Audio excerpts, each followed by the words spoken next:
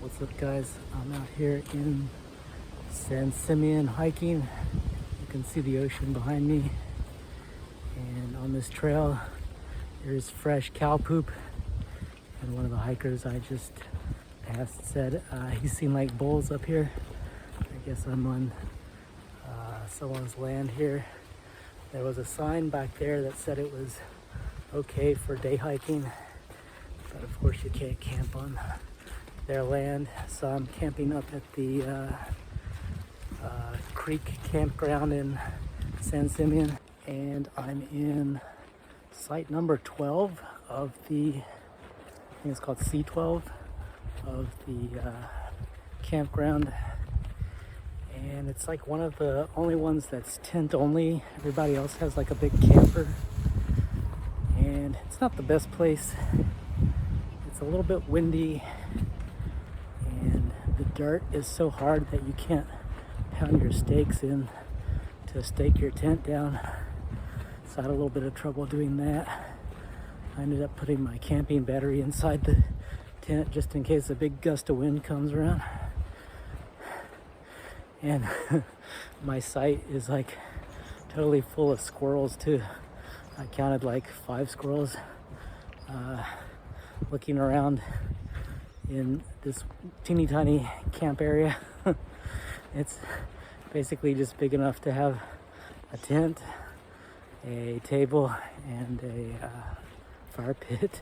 The hike starts off at the William Randolph Hearst Memorial Beach. It overlooks the San Simeon Bay, and the parking is right next to the Coastal Discovery Center, and it's always been free every time I've been there. When you arrive at the beach, the first thing you'll see is the pier, and you're going to want to walk northward away from the pier to get to the trailhead. The first thing you do on the trail is climb up above the beach, and for the remainder of the hike you'll just be skirting the coastline above either the beach or the ocean. And on this first leg of the hike you can peer off and see some cattle grazing land. The bulk of the hike is just walking on private land on these logging roads, and for the remainder of the hike you'll see logging activity. However, there are trees so unique in their branching structures that even the loggers won't touch them. Not long after getting on the trail, you'll come to its main attraction, which is San Simeon Point, and you'll start to see these wiry cypress trees with their pipe cleaner like needles. Here's a nice view looking down onto the bay. I actually saw the folks from these boats kayaking in the still water.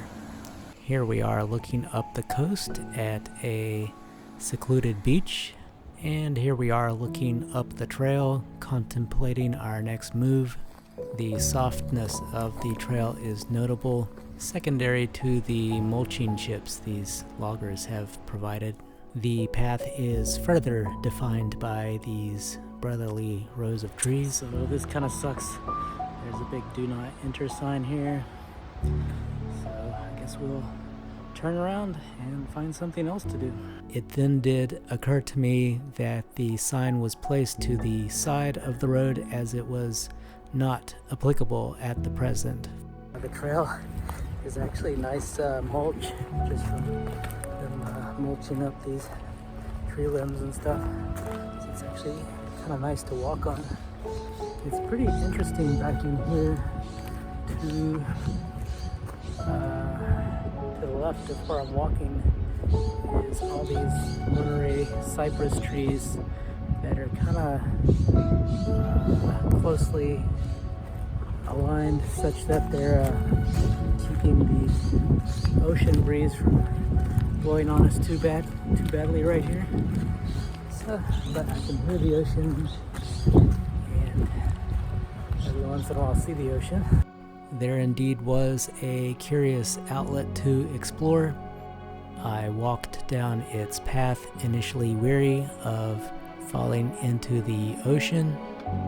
However, the ground was incredibly stable, and I was able to glimpse up the coast at this handsome scenery.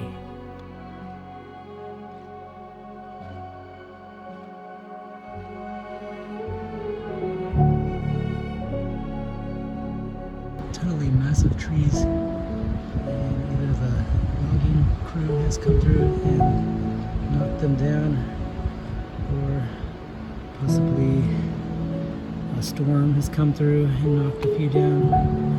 But I don't know, I think I may turn around at this point and go back and take a look at some of the trails around the campground.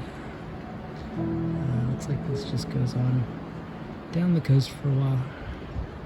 And of course, as soon as I turn around, one of the other hikers tells me that this is actually a loop trail, that you can keep walking that way and loop back around towards the highway. I believe this trail is San Simeon Point Trail or something like that. So, if you're in the area, it is a pretty neat trail. There's not much work to it. It's mostly just flat, other than when I first started coming from the beach, there was a little bit of a ramp up to the cliff side here, but I don't know, it's a nice little walk regardless. Be a nice walk for like a couple or something.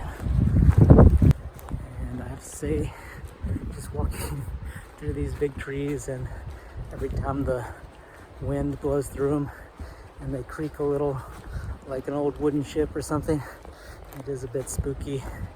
Might be fun to be out here at nighttime at Halloween or something. But I think it said on the sign when I first entered this area that you're not allowed to hike at nighttime out here. It is somebody's property, and of course they don't want to be held liable for anything if you're out here and you get, or if you fall over the side into the ocean or something when it's dark out.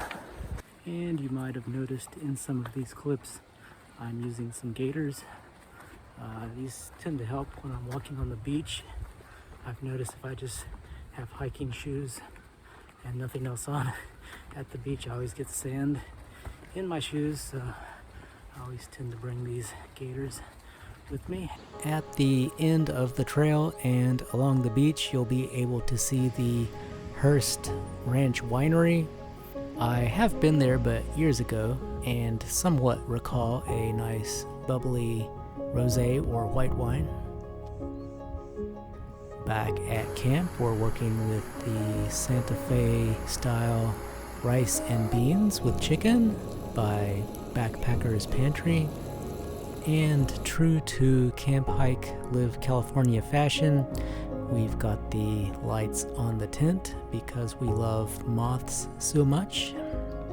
The most striking feature of this campground is the morning fog that folds together all the colors of the wooded distance, but conversely it also paints a morning dew on the outer aspect of your rainfly. Site 10 looked marginally better than my Site 12. Note to all you tent campers out there. And Site 11 actually had some shade, so if that's available, I would go for that one. And one more look at the glorious morning in San Simeon before I head out.